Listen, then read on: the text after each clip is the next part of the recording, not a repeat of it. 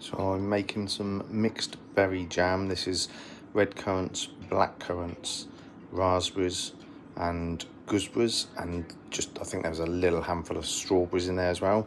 I'm just going to bring it up to the boil. I've got as many stems and things off as I can, leaves out and that, but I'm not too worried about it because I'm going to strain it. So I haven't had to put any pectin, any lemon juice or anything like that in. I'm just going to use normal granulated sugar. I'm going to boil this, bring it up to the boil, simmer it for about 20 minutes, and then we'll strain it.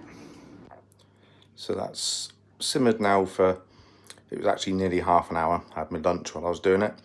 I'm just going to let it strain out now. The jars are in the oven, sterilising, and just getting everything ready now to boil it off. So the strained liquid came to about 1,400 grams.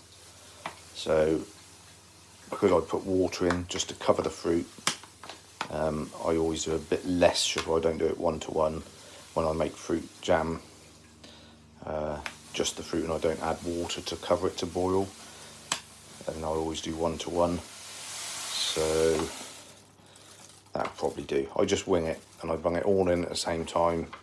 Now I'm just going to put this on the hob and basically slowly simmer it while I stir the sugar in and dissolve it, and then I'll bring it up to a boil, and I'll boil it until it reaches 105 C, and then it should set well. The currants and the gooseberries are all quite high in pectin, so that's all I'm adding for now.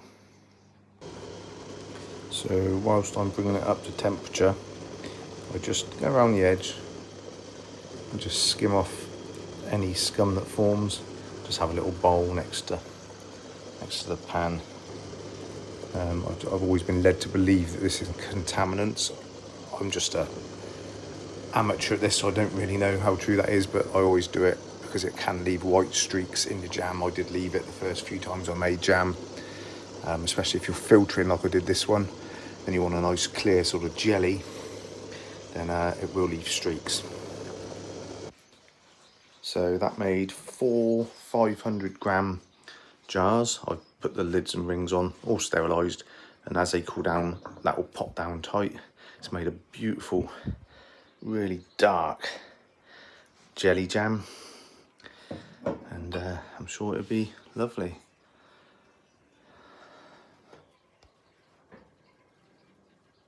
Beautiful.